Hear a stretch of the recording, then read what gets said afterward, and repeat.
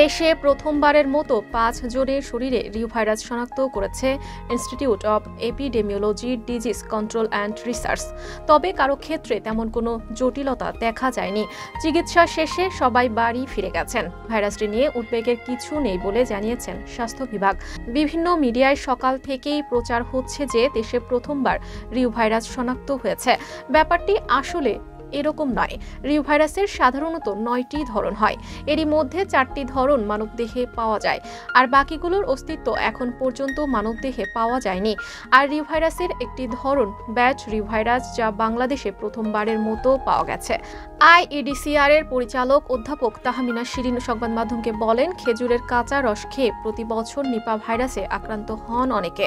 তেমন লক্ষণ দেখে সম্প্রতি ৪৮ জনের নমুনা পরীক্ষা করেছে আইইডিসিআর। এদের মধ্যে নিপা ভাইরাস না মিললেও ৫ জনের শরীরে পাওয়া গেছে রিউ ভাইরাস।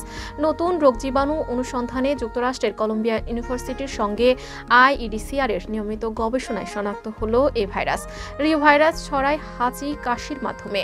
আক্রান্ত হলে শ্বাস প্রশ্বাসের সমস্যা, জ্বর, মাথা ব্যথা, বমি ও ডায়রিয়া হতে পারে।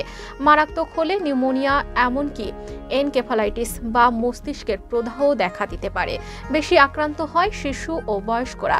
অধ্যাপক তাহমিনা শিরিন আরও জানান, দেশে অনেক এনকেফালাইটিস রোগী পাওয়া গেছে, কিন্তু কারণ খুঁজে পাওয়া যায় না। এই গবেষণায় এসব রোগীর চিকিৎসায় কাজে দেবে। বিশ্বের প্রথম রিউ ভাইরাস শনাক্ত হয় ১৯৫০ সালে। প্রাদুর্ভাব বাড়ে শীতের সময়।